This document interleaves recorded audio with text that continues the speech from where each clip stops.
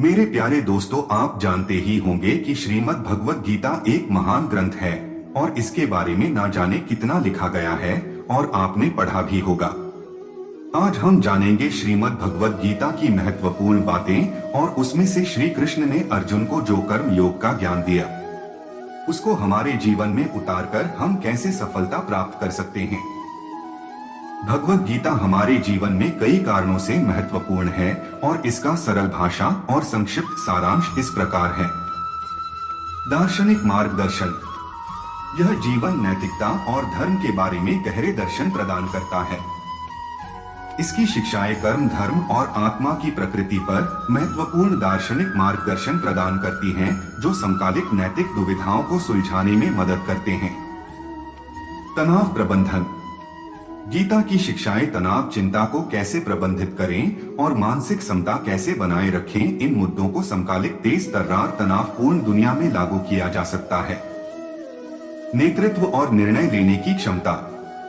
इसमें निर्णय लेने की क्षमता और जिम्मेदारियों का प्रभावी प्रबंधन पर चर्चा की गई है, जो विभिन्न क्षेत्रों के लिए महत्वपूर्ण है।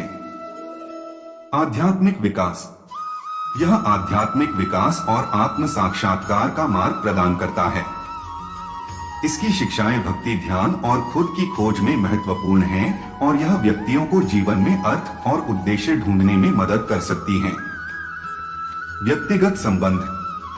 भगवत गीता मानव संबंधों के विभिन्न पहलुओं को छूने वाले हैं, जैसे कर्म योग की अव्यक्त सेवा का आवश्यकता और सहमृदुता और दयालुता के महत्व को समझाने में महत्वपूर्ण है, जो स्वस्थ संबंध बनाने में महत्वपूर्ण है। विवाद समाधान। इसकी शिक्षाएं विवाद समाधान और शांतिपूर्ण समाधान के महत्व को बताती हैं, जो विवादों और विवादों से भरपूर दुनिया में महत्वपूर्ण है। विश्व सामाजिक मूल्य।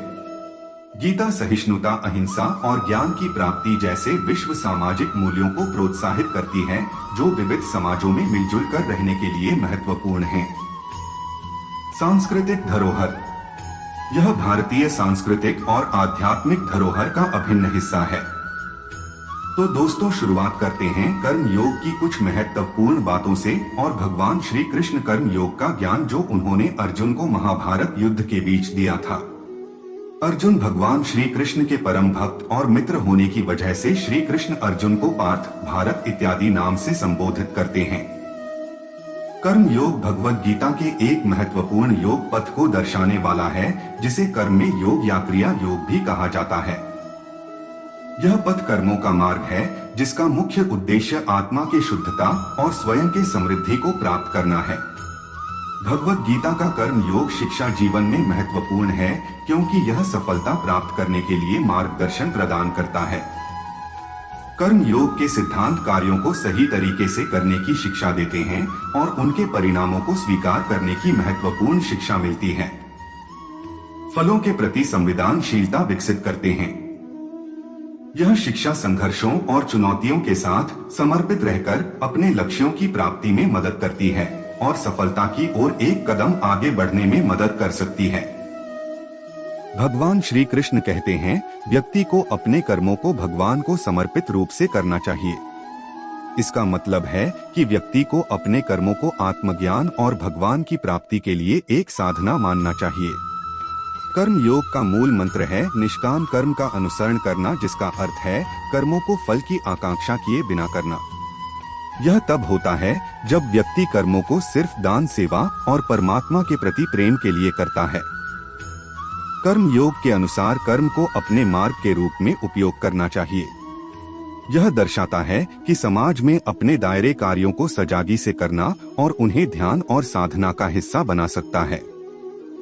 कर्म योग के अनुसार व्यक्ति को कर्म का त्याग नहीं करना चाहिए, बल्कि उसे उन्हें उच्चतम ब्रह्मा की ओर अपनाना चाहिए, जिसका अर्थ है कर्म को विशेष ध्यान से करना। कर्म योग एक पारंपरिक योग प्रणाली है, जो समय के साथ आधिकारिक और आम प्राकृतिक जीवन में अपनाया जा सकता है, जिसका मुख्य संदेश है कर्मों को ध्यान और भक्ति के साथ करना और उन्हें आत्मा के साथ मिलाना। श्री कृष्ण यह समझाते हैं कि सभी जीव अपनी स्वाभाविक प्रकृति के गुणों के कारण कार्य करने के लिए बाध्य होते हैं और कोई भी प्राणी एक क्षण के लिए भी अकर्मा नहीं रह सकता। वे जो गेरुए वस्त्र धारण कर बाह्य रूप से वैराग्य प्रदर्शित करते हैं, लेकिन आंतरिक रूप से इंद्रिय विषयों के भोगों के प्रति आसक्ति रखते हैं, वे ढोंगी हैं। जो कर्मयोग का अनुपालन करते हुए बाह्य रूप से निरंतर कर्म करते रहते हैं, लेकिन उनमें आसक्त नहीं होते, वे उनसे श्रेष्ठ हैं।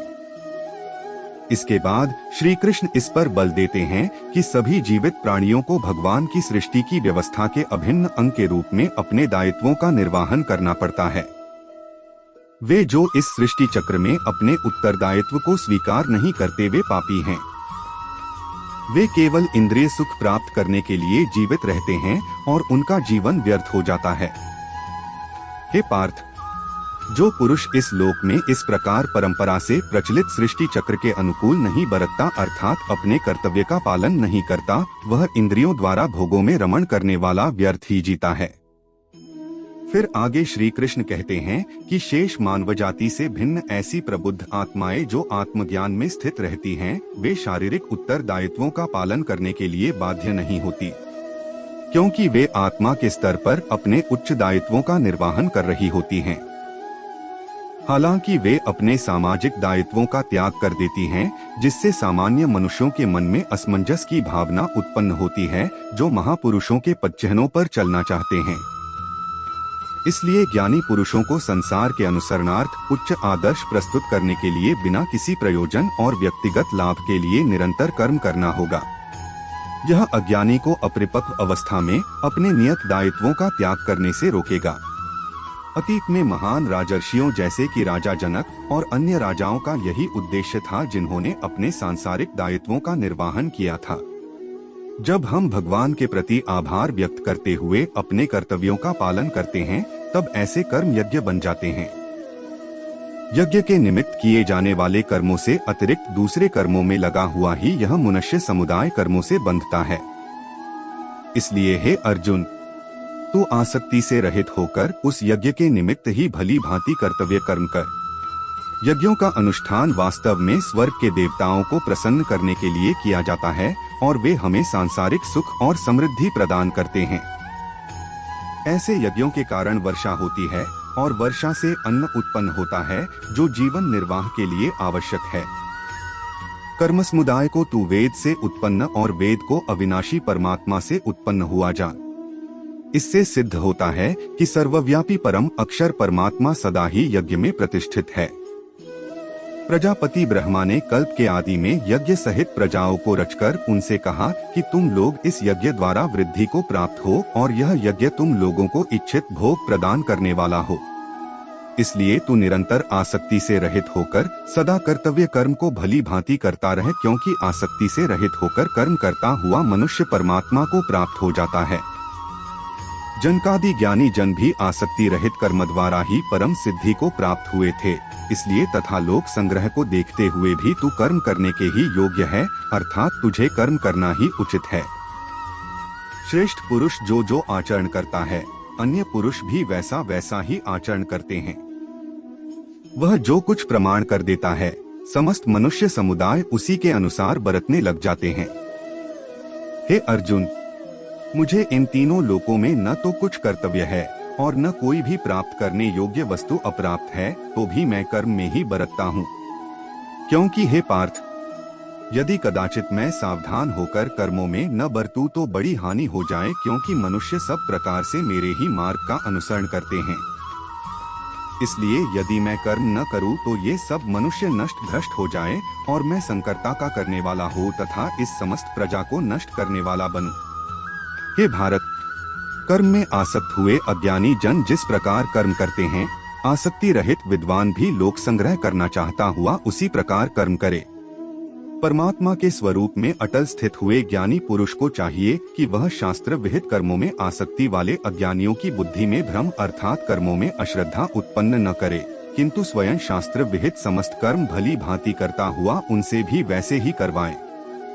परमात्मा के स्वरूप में अटल स्थित हुए ज्ञानी पुरुष को चाहिए कि वह शास्त्र विहित कर्मों में आसक्ति वाले अज्ञानियों की बुद्धि में भ्रम अर्थात कर्मों में अश्रद्धा उत्पन्न न करे, किंतु स्वयं शास्त्र विहित समस्त कर्म भली भांति करता हुआ उनसे भी वैसे ही करवाए।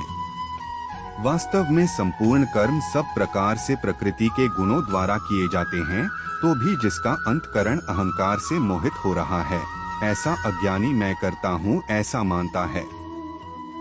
हे अर्जुन, त्रिगुणात्मक माया के कार्य रूप 5 महाभूत और मन बुद्धि अहंकार तथा 5 ज्ञानेंद्रिया 5 कर्मेंद्रिया और शब्दादि 5 विषय, इन सबके समुदाय का नाम गुण विभाग है और इनकी परस्पर की चेष्टाओं का नाम कर्म विभाग है। परंतु हे महाबाहो, गुण विभाग और कर्म विभाग के तत्व को जानने वाला ज्ञान योगी संपूर्ण गुण ही गुणों में बरत रहे हैं, ऐसा समझकर उनमें आसक्त नहीं होता। गुण विभाग और कर्म विभाग से आत्मा को पृथक अर्थात निर्लेप जानना ही इनका तत्व जानना है। प्रकृति के गुणों से अत्यंत मोहित हुए मनुष्य गुणों में और कर्मों में आसक्त रहते हैं। उन पूर्णतया न समझने वाले मंदबुद्धि अज्ञानियों को पूर्णतया जानने वाला ज्ञानी विचलित न करे। मुझ अंतर्यामी परमात्मा में लगे हुए चित्त द्वारा संपूर्ण कर्मों को मुझ में अर्पण करके आशारहित, ममतारहित और संतापरहित होकर युद्ध कर। जो कोई मनुष्य दोष दृष्टि से रहित और श्रद्धा युक्त होकर मेरे इस मत का सदा अनुसरण करते हैं, वे भी संपूर्ण कर्मों से छूट जाते हैं। परंतु जो मनुष्य मुझ में दोषारोपण करते हुए मेरे इस मत के अनुसार नहीं चलते हैं, उन मूर्खों को तू संपूर्ण ज्ञानों में मोहित और नष्ट हुए ही समझ।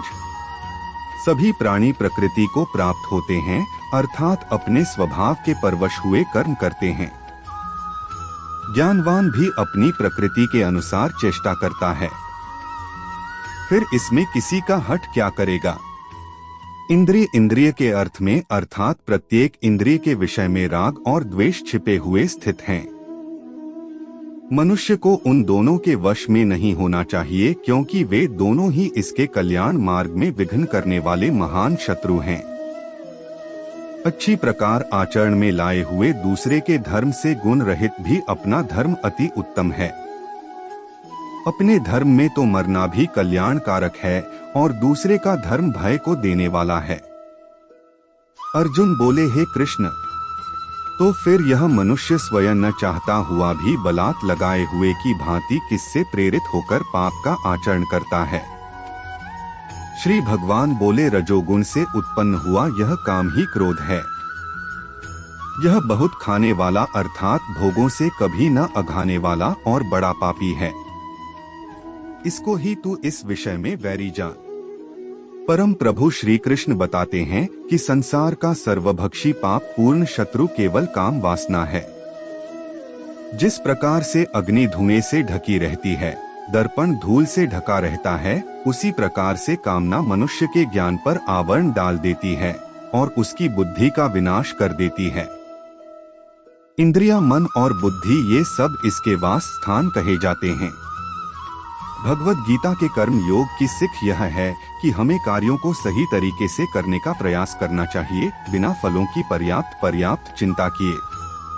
हमें अपने कर्मों में निष्काम भाव से लग जाना चाहिए, जिसका मतलब है कि हमें किसी प्रकार की आकर्षण के साथ कार्य करने से बचना चाहिए।